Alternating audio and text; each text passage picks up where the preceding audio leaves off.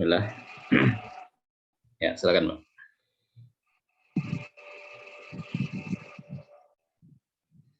Wa fi khilafati Utsman intashara al-khilaf bainal muslimin fil qira'at. Faqala Hudzaifah li Utsman, ya Amirul Mu'minin, adraka hadhihi al-ummah qabla ay yakhtalifu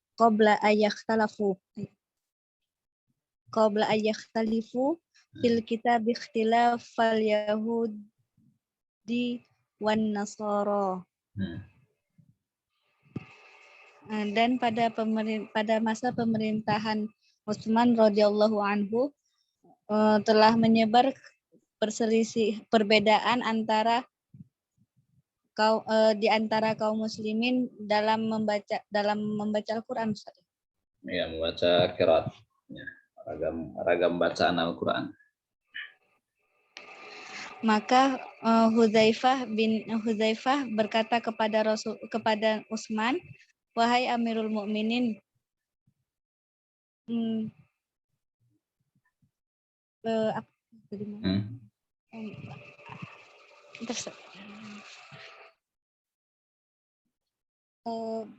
wahai Amirul Mukminin,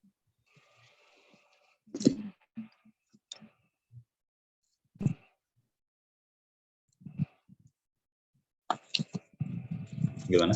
Lanjut ya. Sudah kemarin.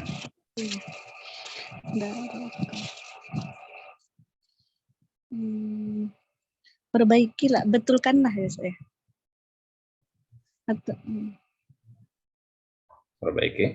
Perbaikilah umat ini sebelum mereka berselisih dalam Al-Qur'an sebagaimana berselisihnya orang Yahudi dan Nasara. Ya, baik. Ini di salah satu hadis Imam Al-Bukhari di kitab Fadailul Quran. Baik. Nah, ini dari hadis Anas bin Malik, ya, radhiyallahu anhu. Baik, jadi kisahnya adalah ketika antara pasukan Syam ya dengan pasukan Irak. Kalau Syam dan Irak kan ada Kufah dan ada Basrah juga ya. Nah, itu kan sudah memiliki ciri khas bacaan masing-masing ya, ragam bacaan masing-masing. Ya, pada waktu itu ya belum disebut dengan apa namanya, riwayat Qalun, riwayat Waras, kita belum ya.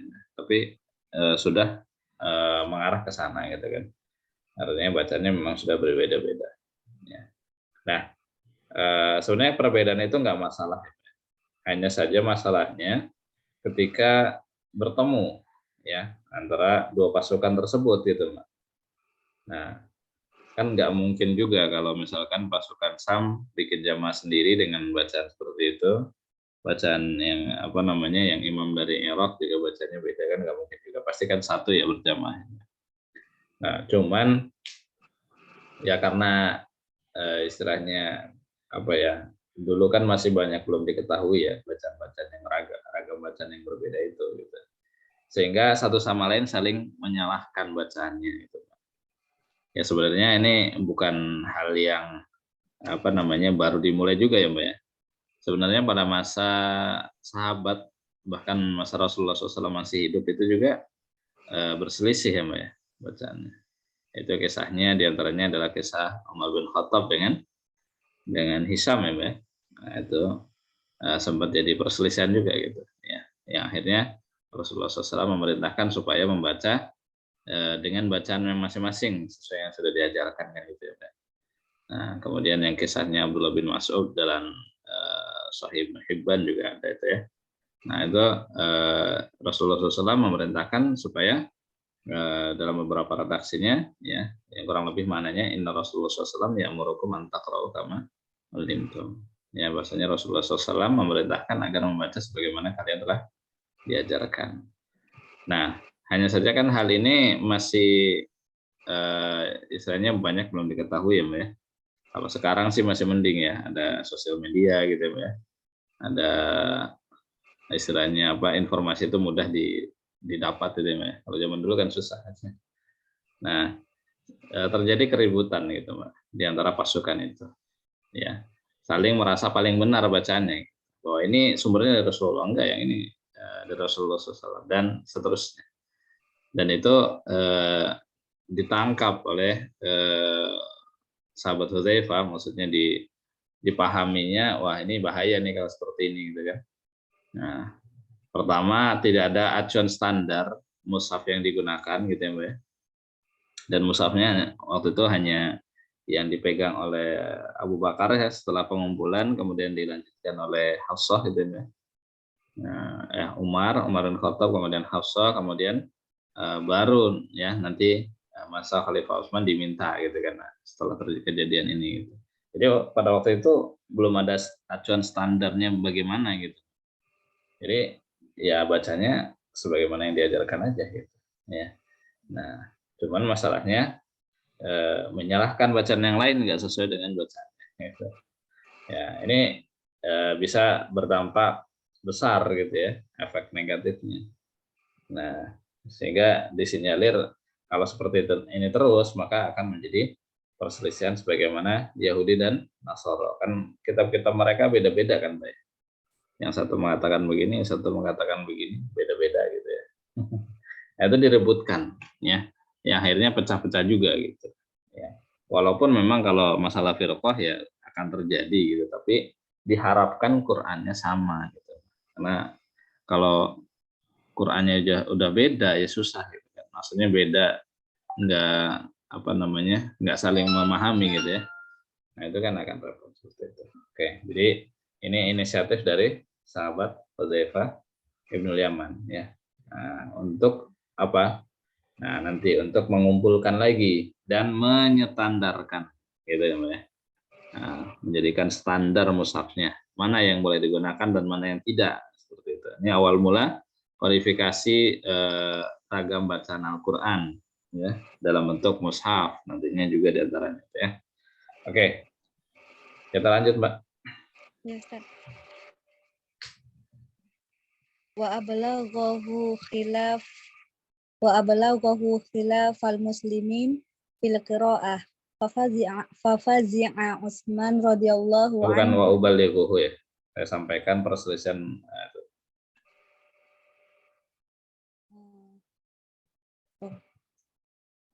dan saya sampaikan kepadanya gitu ya tentang perselisihan kaum muslimin dalam hal qiraat. Kalau ablagho yubalighu Ablaghahu jadi apa artinya, Mbak?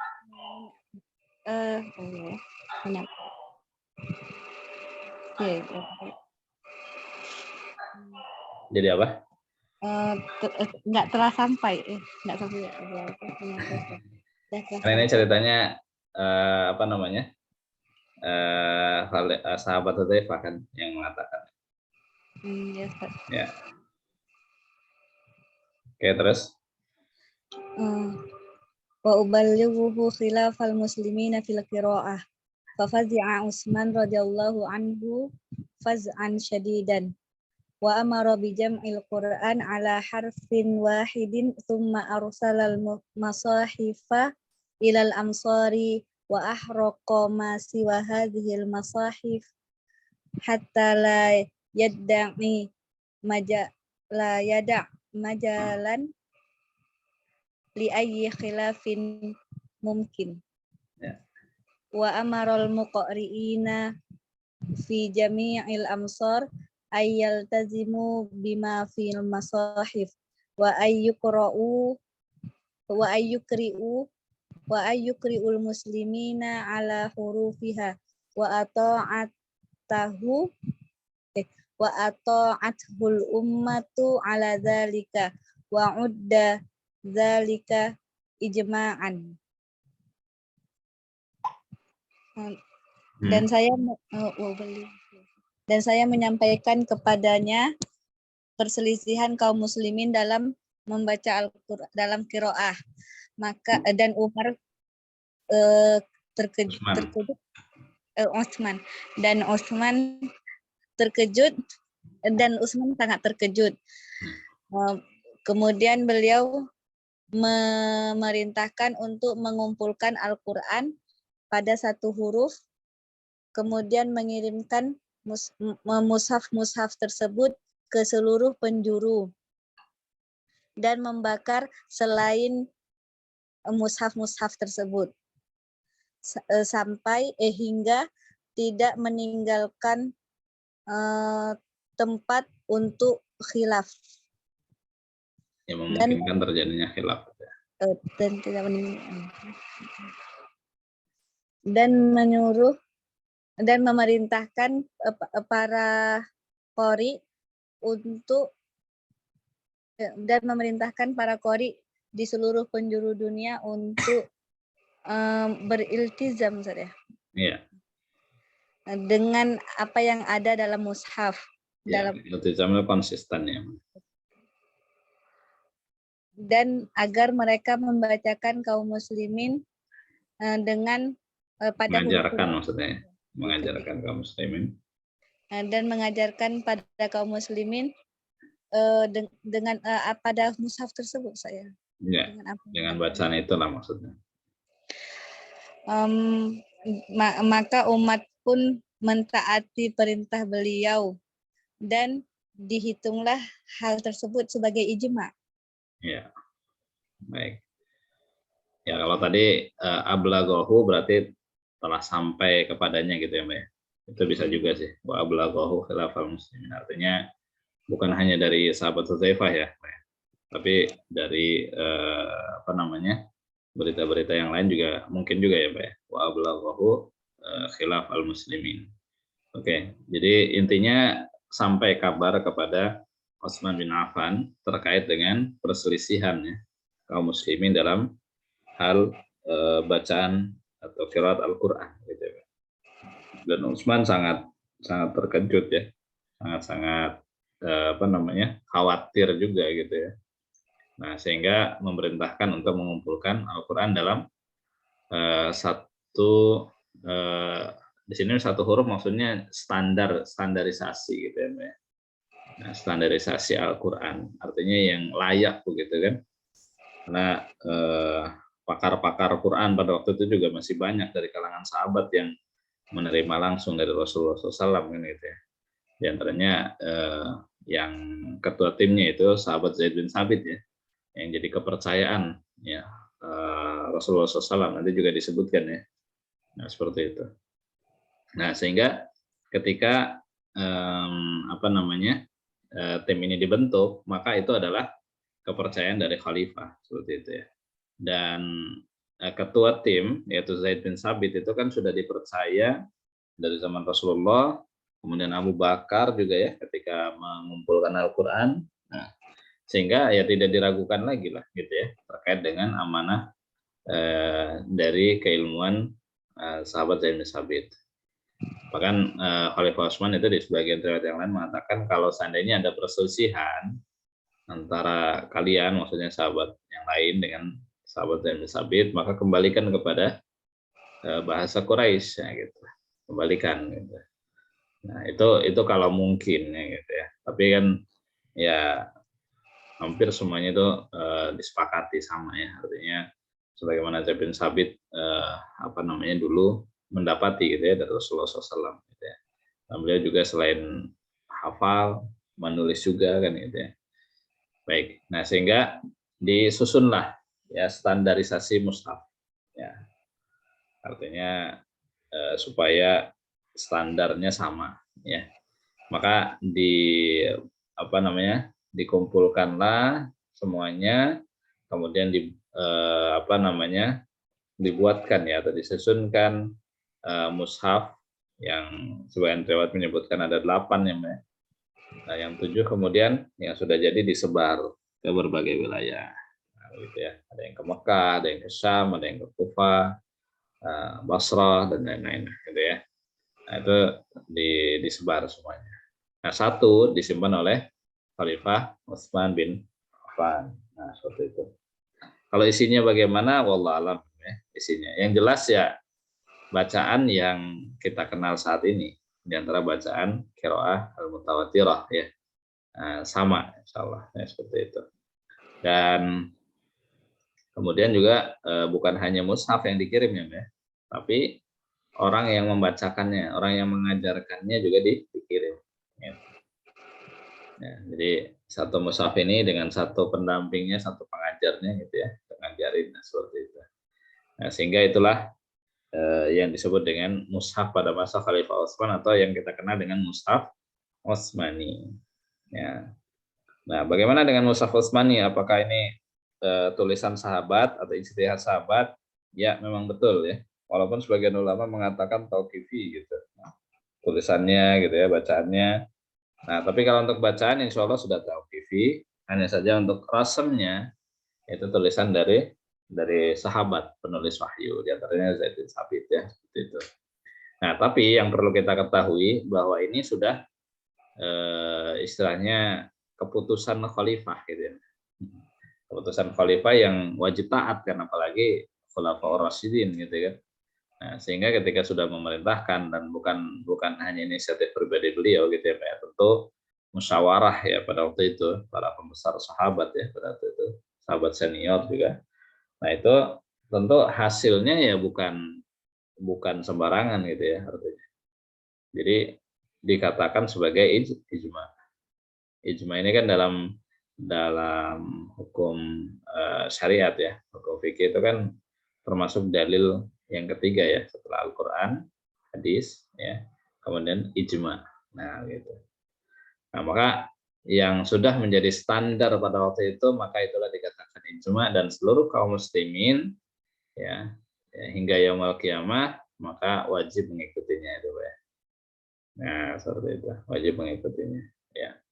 Nah, sebagaimana yang sudah sampai kepada kita dengan riwayat yang mutawatir, jalur-jalur yang mutawatir. Itulah yang kita amalkan ya, baik itu dari sisi bacaannya, lafadznya, kemudian juga dari sisi rasamnya, kemudian juga cara baca tajwidnya. Nah, semuanya sudah ditetapkan standarisasinya. Nah, seperti itu ya. Sehingga ya para imam qiraat ya bersanadnya sampai kepada para sahabat tersebut ya. Artinya memang sudah diakui lah gitu ya. Nah, tidak ada yang meragukan dari dulu sampai sekarang, nggak ada yang meragukan terkait dengan itu ya. Oke, kita lanjut Mbak.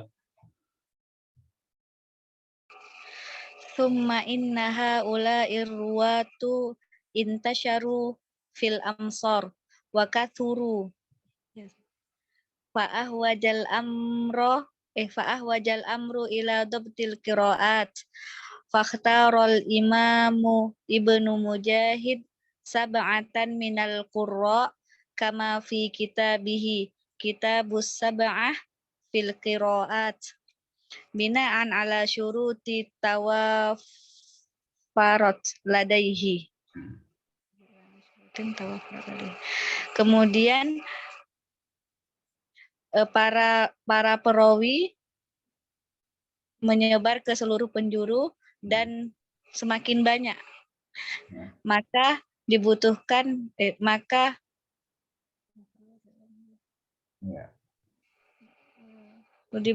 maka butuh kepada pendobitan ya, penetapan qiraat. Maka Imam Ibnu Mujahid memilih 7 dari para qori sebagaimana pada kitab beliau Kitabus Sab'ah fil Qiraat sebagai binaan yang dibangun atau yang disusun berdasarkan syarat-syarat gitu ya. Syarat yang terpenuhi. Ya. Ladaihi ya berdasarkan hasil ijtihad beliau. Nah, gitu ya.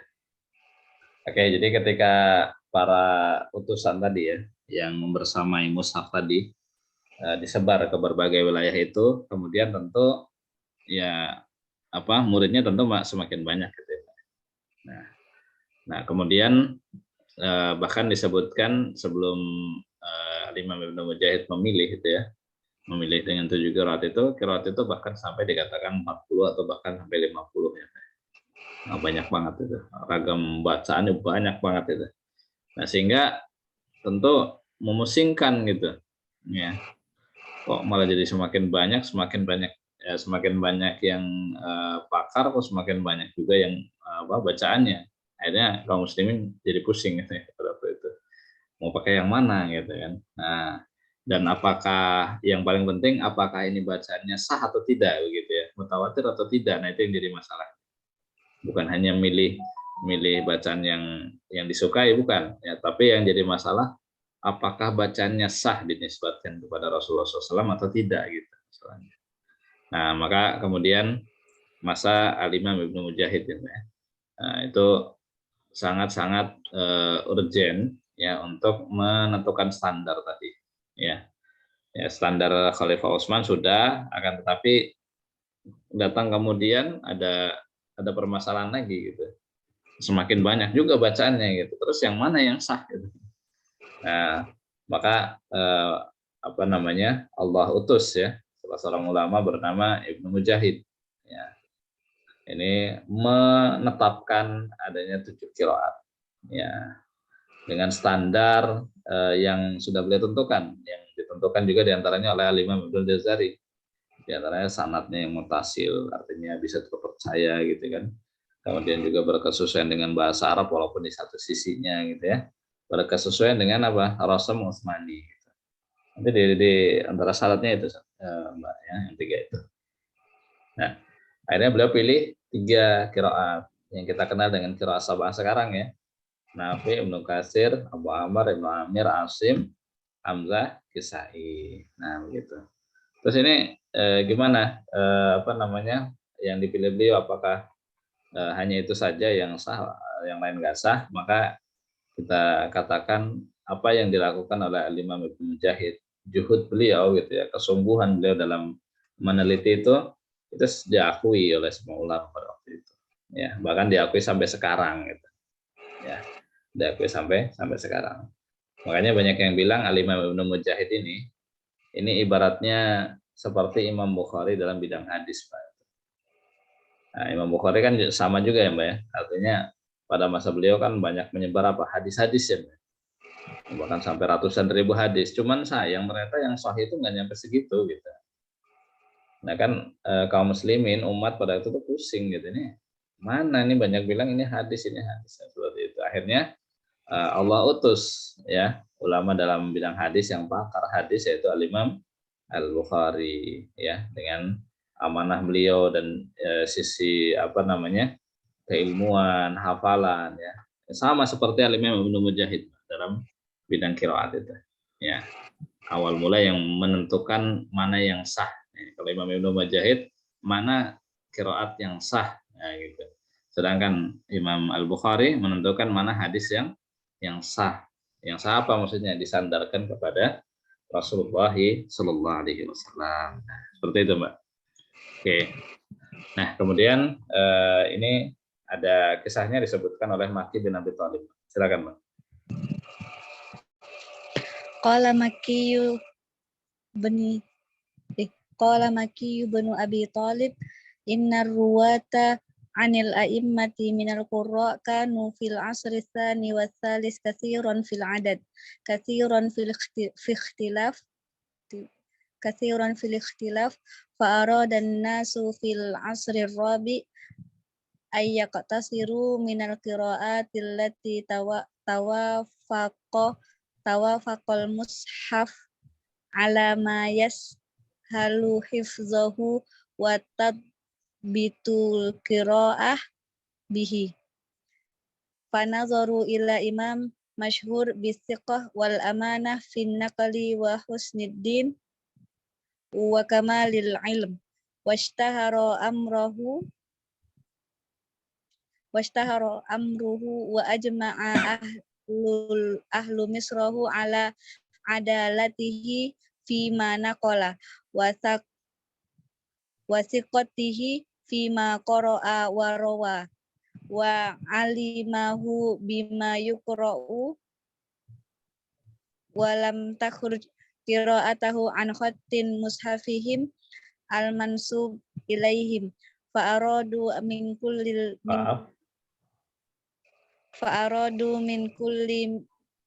Aradu atau afradu?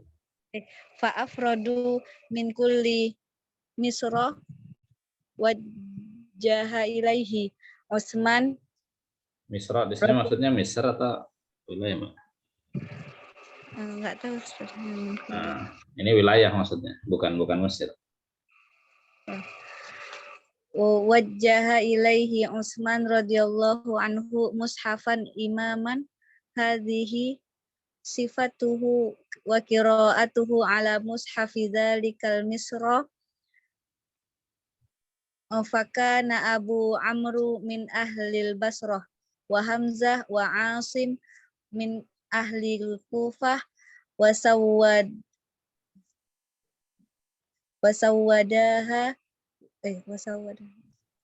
wal Kisai min ahlil Iraq wa Ibnu Katsir min ahli Makkah wa Ibnu Amir min ahli Syam wa Nafi' min ahlil Madinah wa kulluhum mimman ishtaharat amanatuhu wa tala umruhu fil iqra wartahalan nasu ilaihi minal buldan walam yatrukun nasu ma'a hadzan naqli ma kana alaihi a'immah haula min ikhtilafi walal qira'ah bidzalik wa awwala man iqtasara ala haula sab'ah Abu Bakar bin Mujahid qabla sanati salasami'ah au fi nahwiha wa taba'ahu ala dzalika man ataba'dahu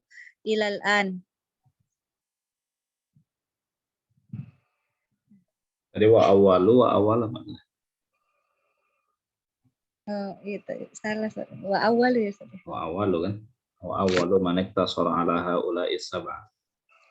Ya, coba diterjemah dulu.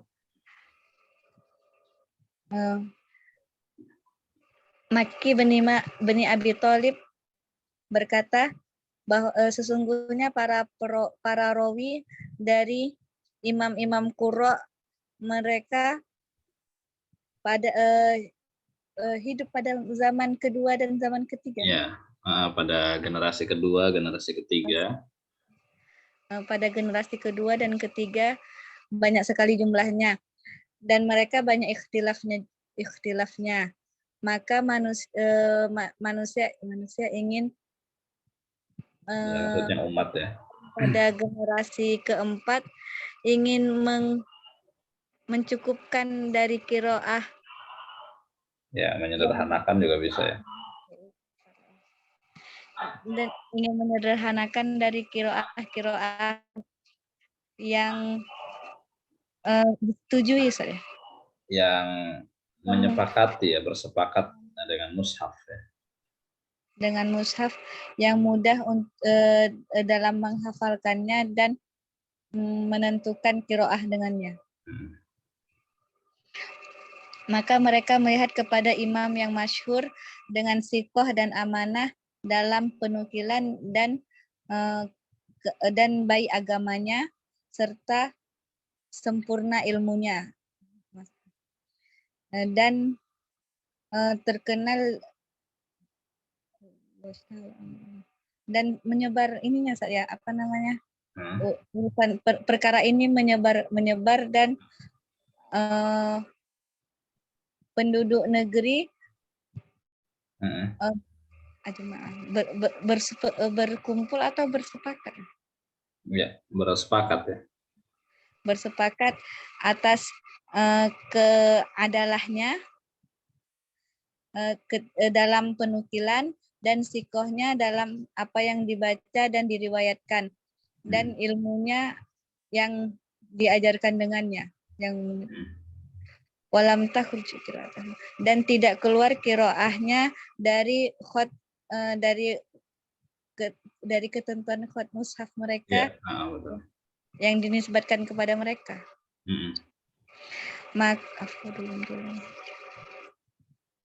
Maka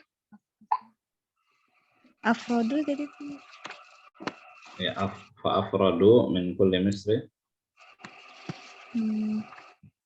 Ifrad apa?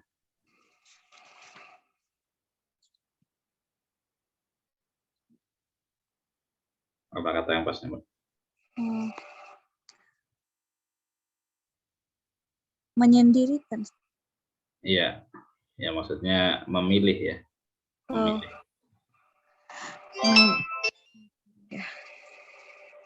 Maka mereka memilih dari setiap negeri yang ditunjuk oleh Utsman sebagai imam dengan baik sifatnya dan qiraatnya pada negeri tersebut. Maka Abu Umar dari ahli Basrah, Hamzah dan Asim dari ahli Kufah, dan Sawadah ya. Sawad. Ya, sawad itu apa?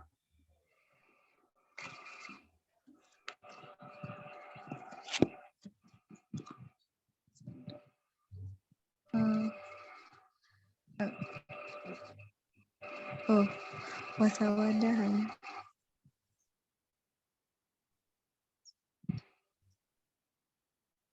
Sawad itu apa, Mbak? Belum ketemu.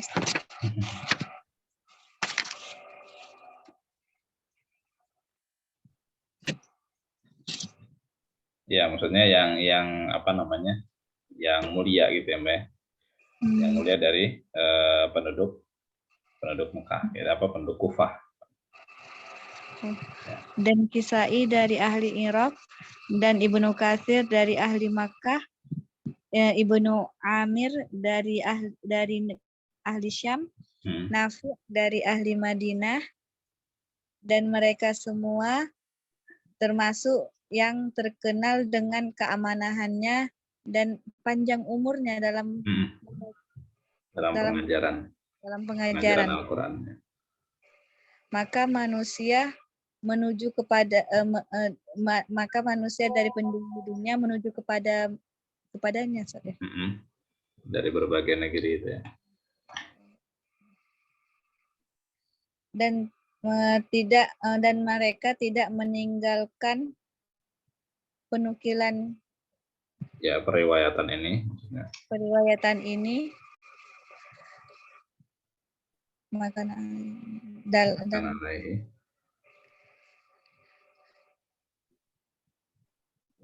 sebagaimana para imam tersebut ya.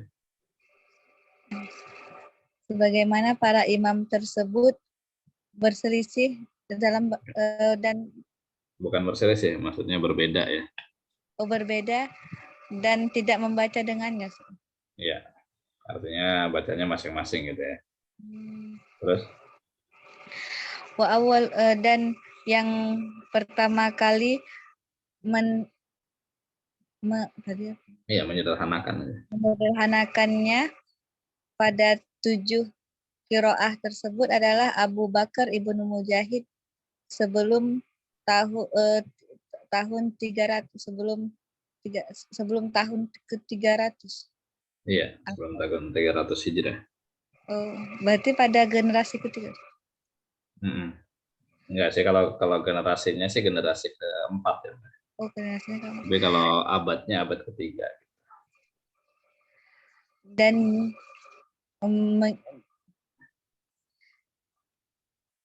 mengikutinya semua orang yang datang setelahnya sampai sekarang. Betul.